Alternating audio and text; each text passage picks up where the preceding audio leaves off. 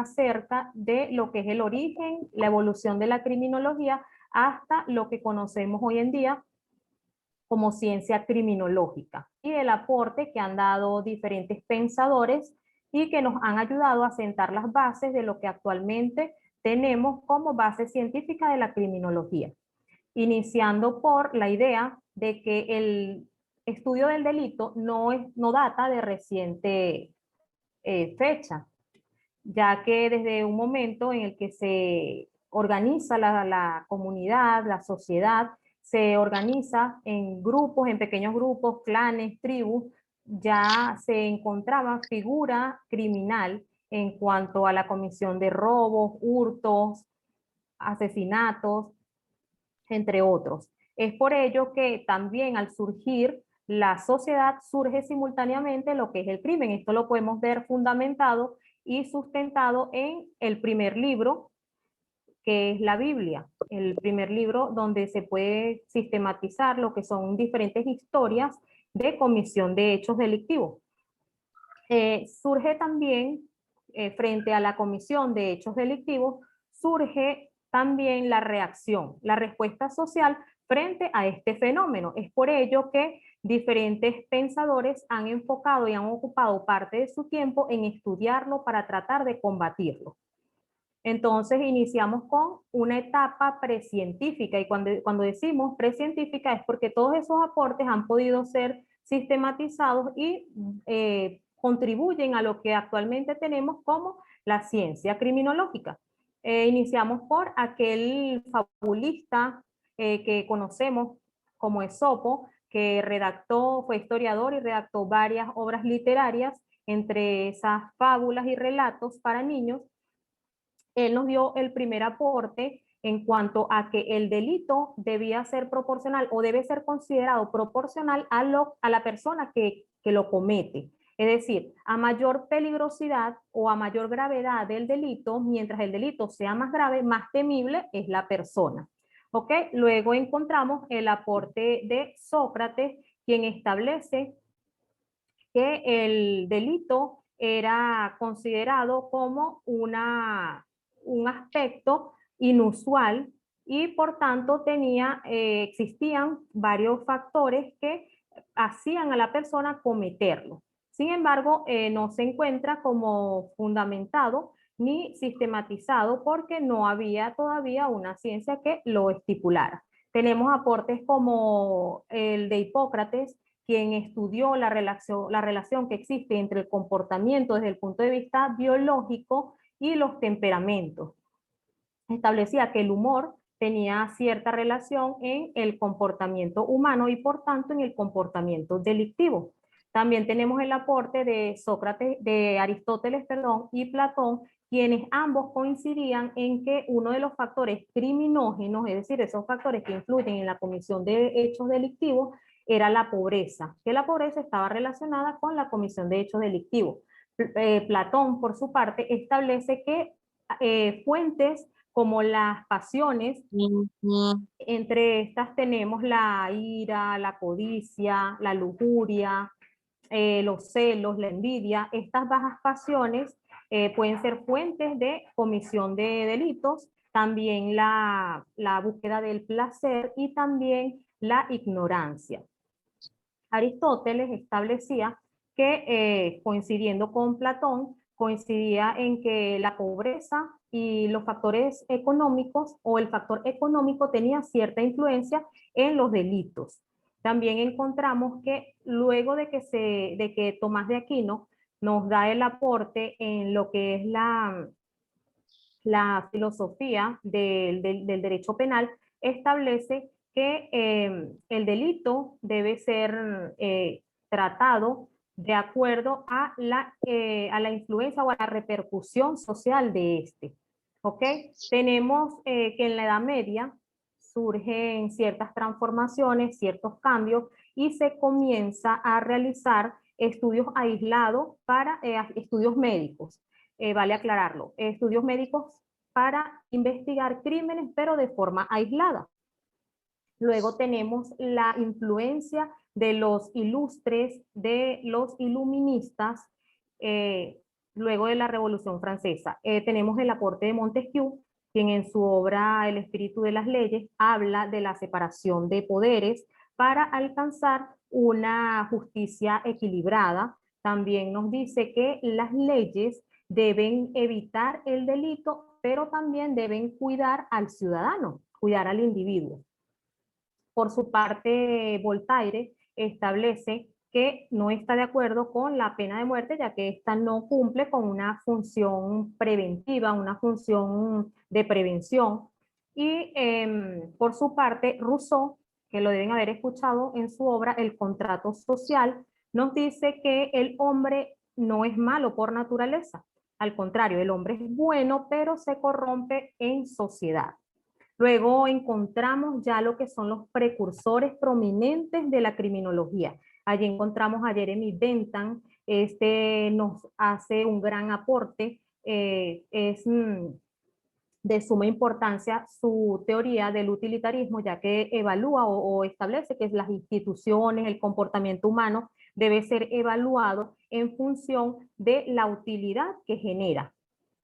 También hace un gran aporte en el sistema penitenciario, que esto es de suma importancia para la criminología, e introduce una idea de lo que es el panóptico. El panóptico era una especie de edificio donde se permitía vigilar el interior del mismo. Este edificio debía ser, según su aporte, debía ser circular y en el centro debería tener un foco de vigilancia para poder ver lo que en el interior estaba sucediendo y así lograr que la institución penitenciaria o los centros penitenciarios cumplieran su función de reformar y tratar al delincuente. Es decir, de aplicársele un tratamiento correctivo a este para que una vez que haya cumplido con su sanción, con su pena, pueda resocializarse. ¿Ok? Luego encontramos a Beccaria, este precursor estableció gran aporte, ya que él nos introduce la idea de libre albedrío, estableciendo que la persona puede decidir o tiene libre decisión para bien elegir entre un acto delictivo o un acto normal y establece que todos los individuos somos iguales. Por tanto, debíamos ser tratados iguales ante la ley.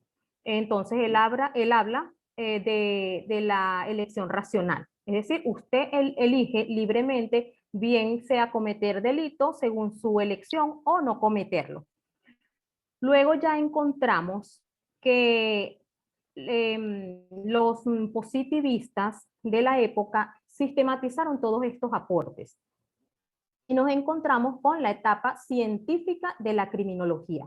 Esta etapa ya estaba precedida, como se ha venido comentando, por aspectos importantes y de gran repercusión en el estudio del delito, pero no se había introducido la figura del estudio del delincuente. Como ya dijimos, como acabo de mencionar, Beccaria nos introduce la idea de libre albedrío. Entonces, ¿para qué estudiar a una persona que comete un delito si esa persona es totalmente idéntica o igual a las demás personas que no lo cometen? Entonces surge la posición de los positivistas y encontramos a Lombroso, quien se encarga de estudiar el delincuente y sus factores, los factores incidentes en el mismo. Este nos introduce la figura del criminal nato y de allí es que hemos escuchado en algunas oportunidades que el delincuente nace. El delincuente nace con cierta predisposición genética,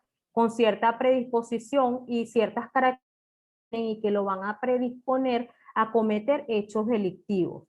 Entonces, para Lombroso, el delincuente no puede elegir libremente entre cometer un hecho delictivo o no, precisamente porque está predispuesto, o bien sea genéticamente o con ciertas características físicas, psicológicas.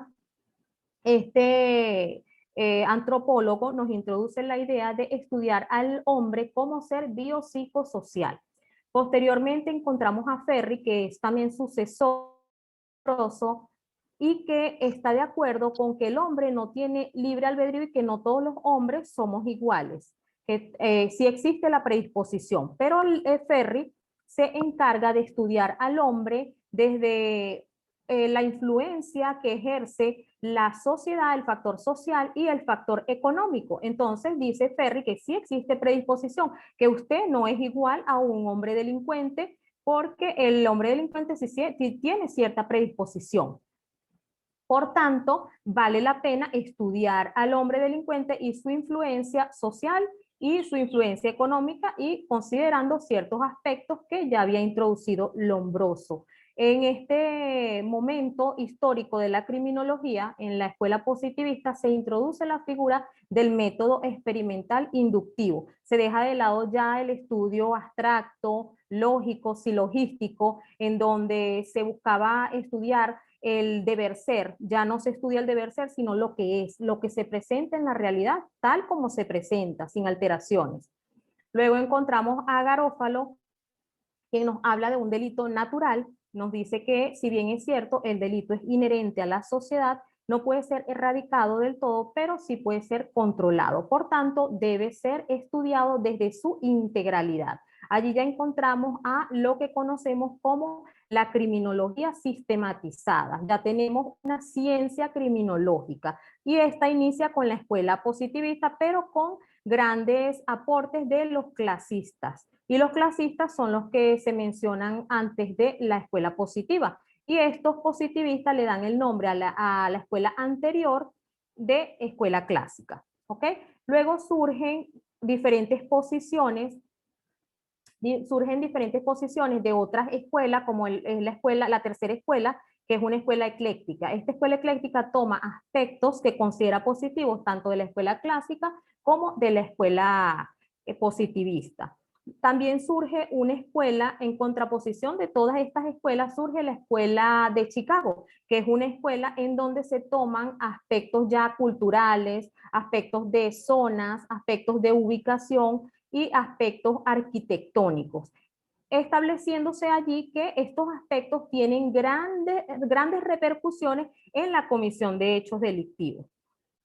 Y posteriormente surgen las tendencias criminológicas como actualmente las conocemos. Ya tenemos entonces que una ciencia criminológica que tiene su objeto propio. Sin embargo, hasta el momento teníamos que el objeto de estudio de la criminología era el delito, el delincuente, la delincuencia, pero no se estudiaba a la víctima y su relación dentro del hecho delictivo. Entonces encontramos el aporte de Benjamin Mendelssohn, quien nos introduce la figura de la relación que tiene la víctima con el hecho delictivo. Entonces ya tenemos que el objeto de la criminología es multifactorial, siendo el delito, como lo mencioné anteriormente, el delincuente, la delincuencia en masa y la víctima.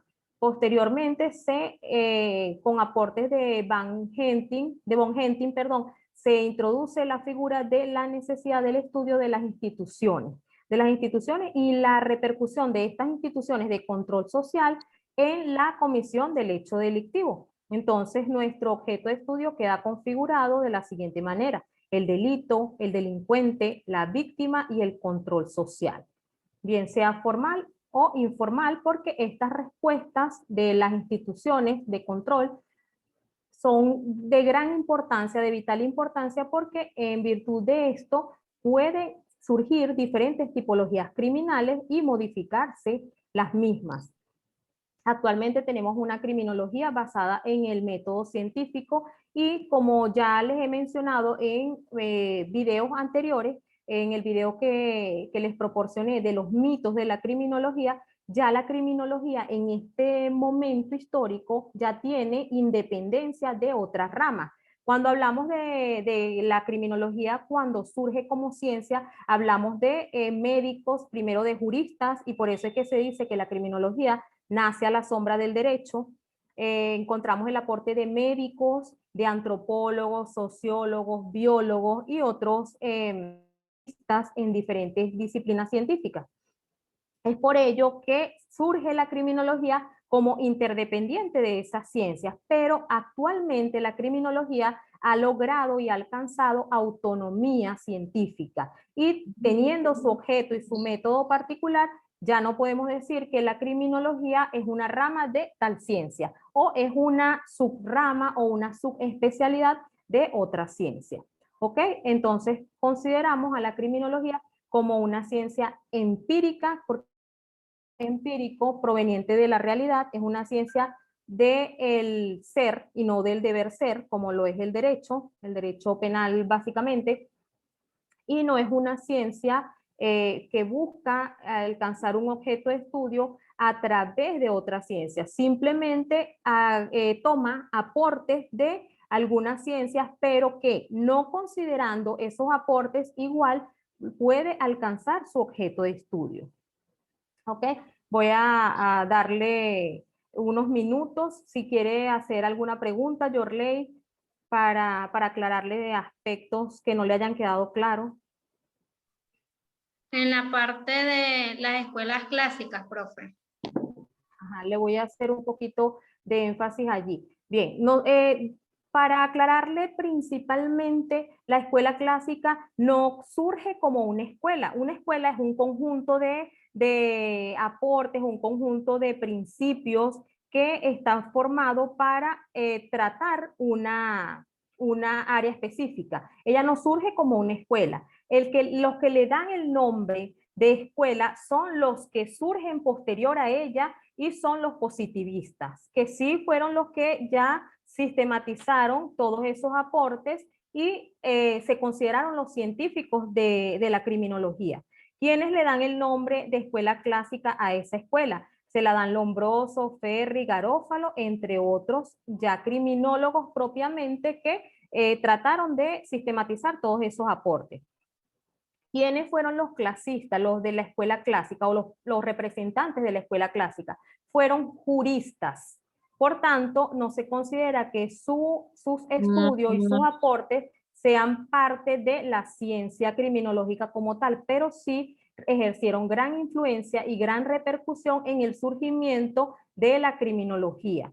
Estos juristas buscaron estudiar, primero, buscaron humanizar la pena, tratar de evitar que se siguieran cometiendo arbitrariedades. Buscaron también apoyarse en lo que era el principio de legalidad de las leyes. Este principio establece que no debe existir pena ni delito que previamente no esté establecido en la ley, porque si se sanciona a una persona por un delito que no existe previo a la comisión del mismo, entonces se está cayendo en una arbitrariedad. Y por tanto, Beccaria, Bentham trataron de flexibilizar esto y trataron de que todo se realizara en apego a las leyes.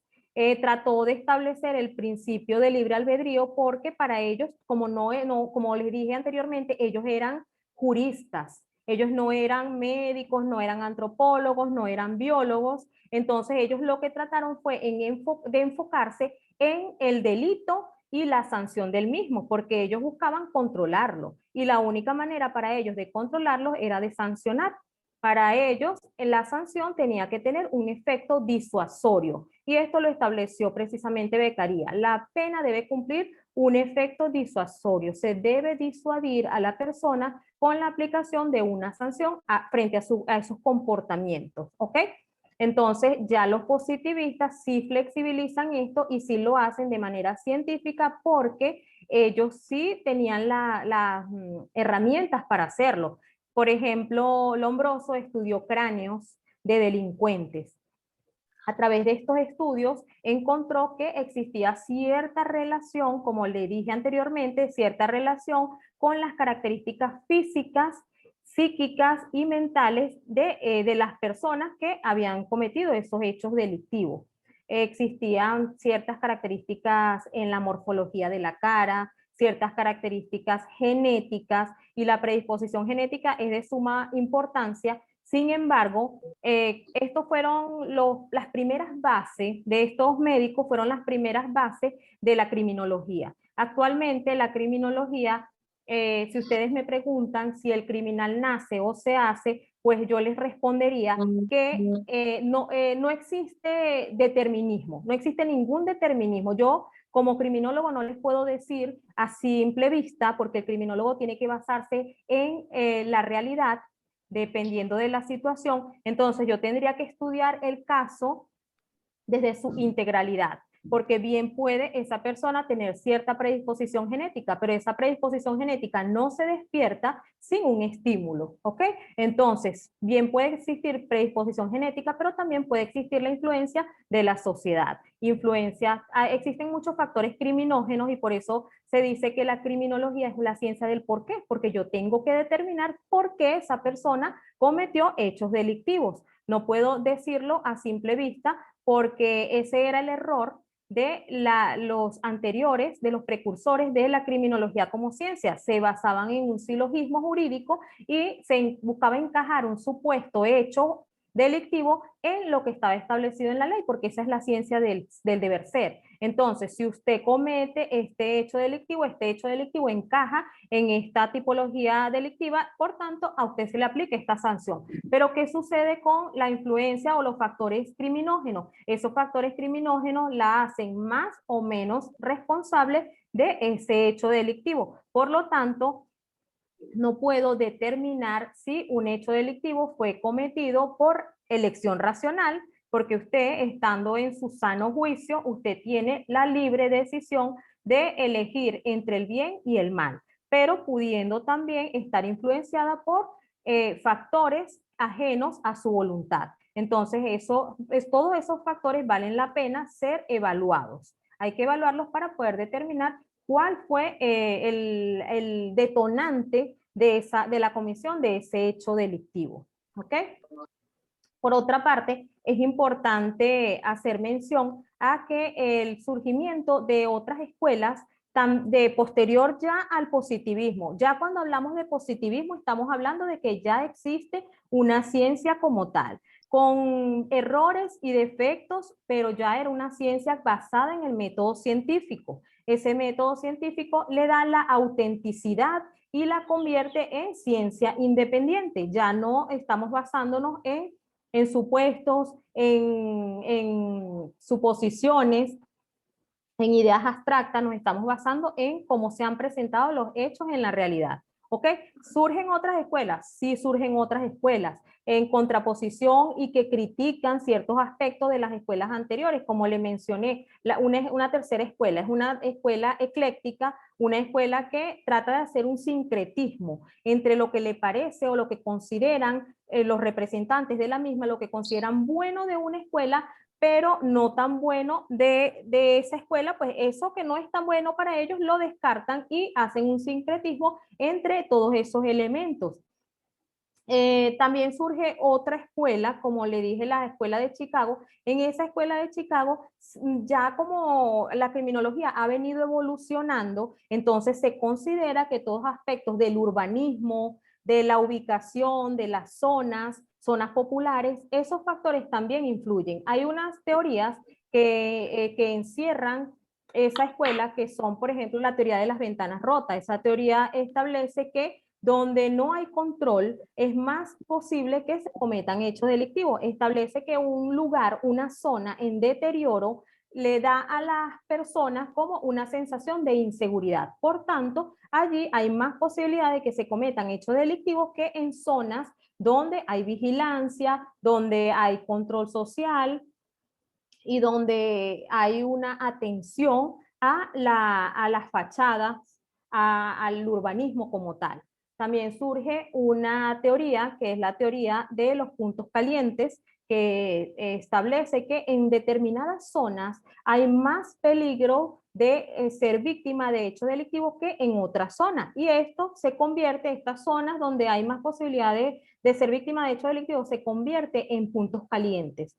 Deberían ser zonas más visitadas por los organismos de seguridad del Estado, es decir, zonas más cubiertas por los mecanismos de control social formal.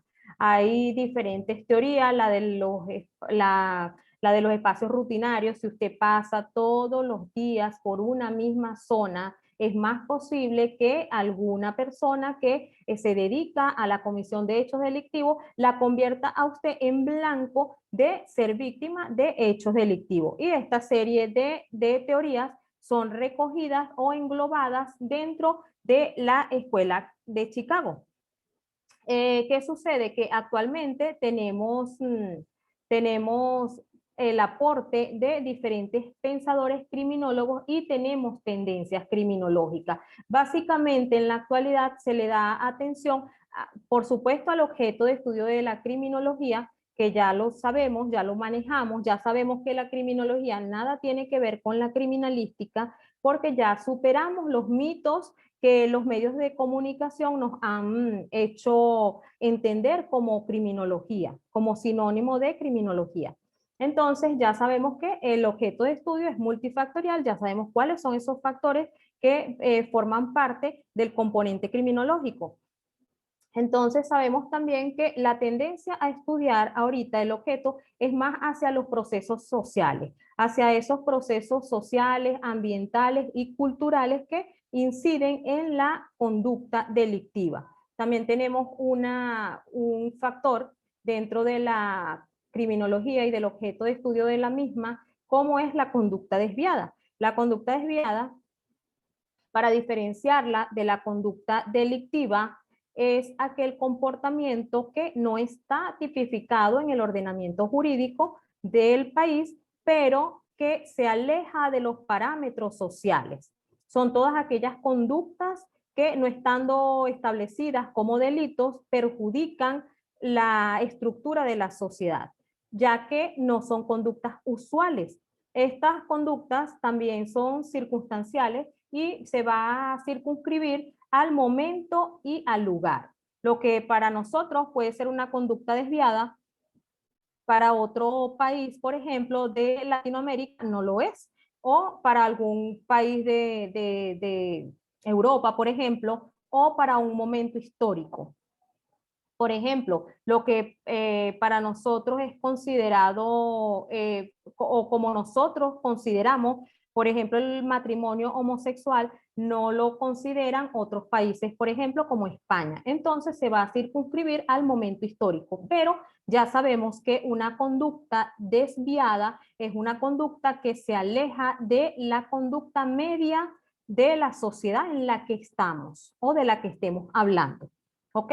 Entonces importa toda la reacción social que se ejerce frente a estos comportamientos, bien sea delictivos y bien sea desviados. ¿Ok?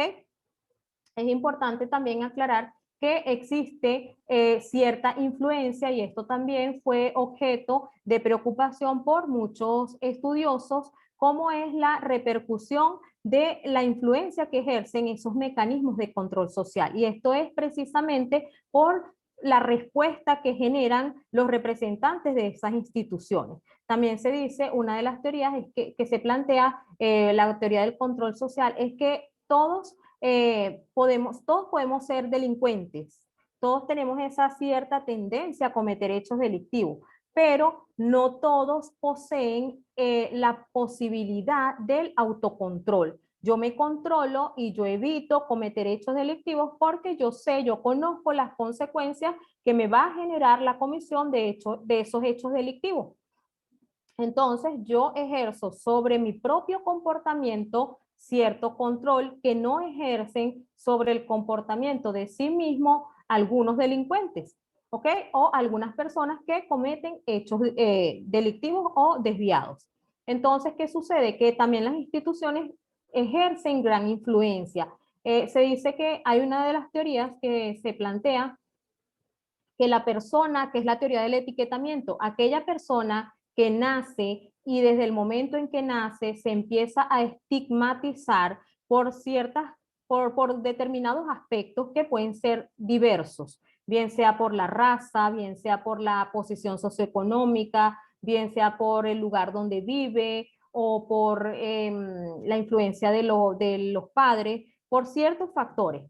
Estas personas comienzan a ser estigmatizadas en la sociedad y esto los conduce a cometer posteriormente en su edad adulta hechos delictivos. Entonces vale la pena estudiar todos estos aspectos. ¿Cuál es el fin de la criminología entonces, después de haber hablado de su evolución histórica, después de haber hablado de su objeto, después de decir que tiene un método o que aplica el método científico para el alcance de sus objetivos, ¿cuál sería la finalidad de la criminología? Si usted me pregunta, usted me puede preguntar o me puede decir para qué es necesario el criminólogo o para qué es necesaria la criminología en la sociedad si no se puede eliminar el delito. Entonces yo le respondería con una pregunta. ¿Para qué existe la medicina si no se puede eliminar la enfermedad? Pues nosotros no buscamos, o la criminología no busca eliminarlo, porque si bien es cierto, le es inherente. El delito es inherente a la sociedad. No buscamos eliminarlo, pero sí buscamos controlarlo, sí buscamos tratarlo. Y para ello necesitamos estudiarlo. Y entonces la finalidad de la criminología principalmente es comprender el porqué del delito desde las diferentes aristas que se van a presentar, desde toda la integralidad de lo que engloba el hecho delictivo y entenderlo para poder controlarlo, para poder combatirlo. ¿Ok? También podemos decir que desde que existe la criminología, y no se ha logrado controlar el delito.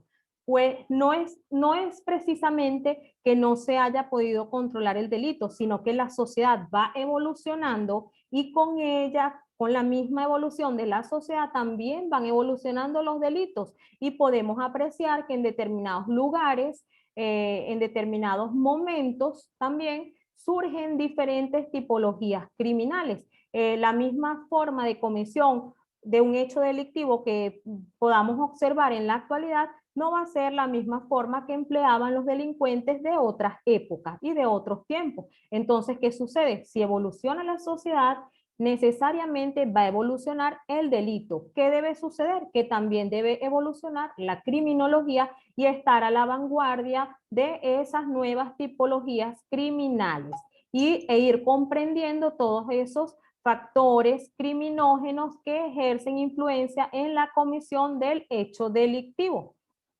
Entonces, ¿cuál es el aporte de la criminología al nivel social? Ese aporte va a ser tratar de plantear políticas de prevención, políticas que le permitan a la sociedad sentirse segura, sentirse resguardada y sentirse apoyada por esas instituciones.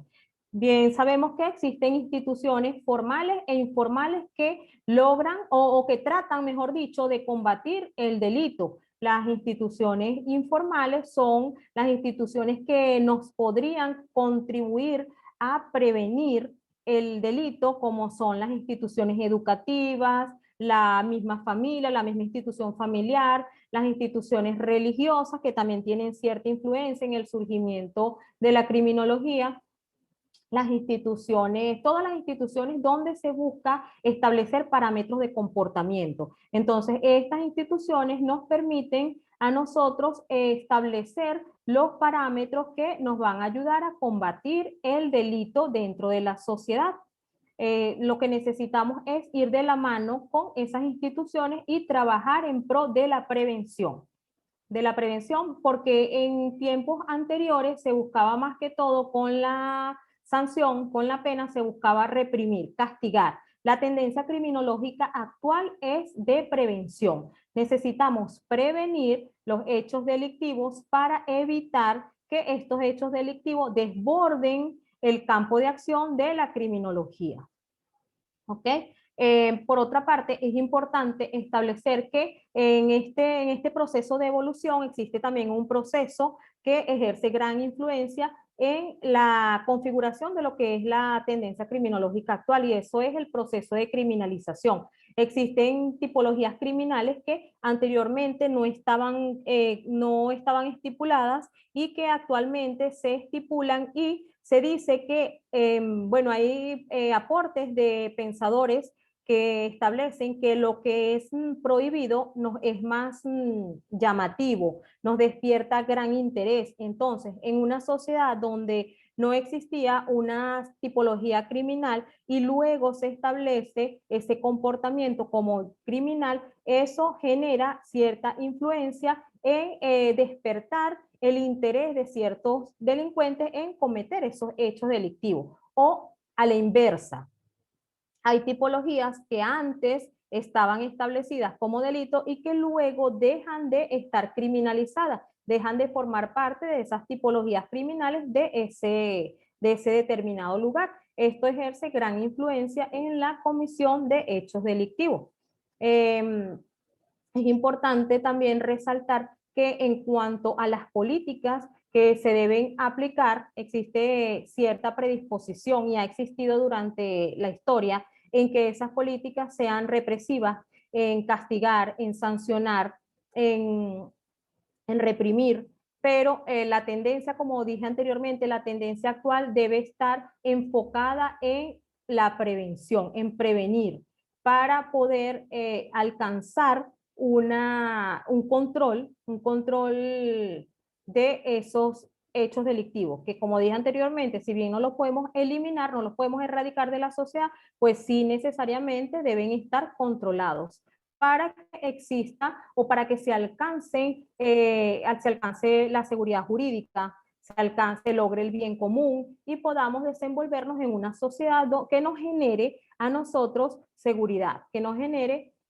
cierto resguardo, que nos genere protección. ¿Ok?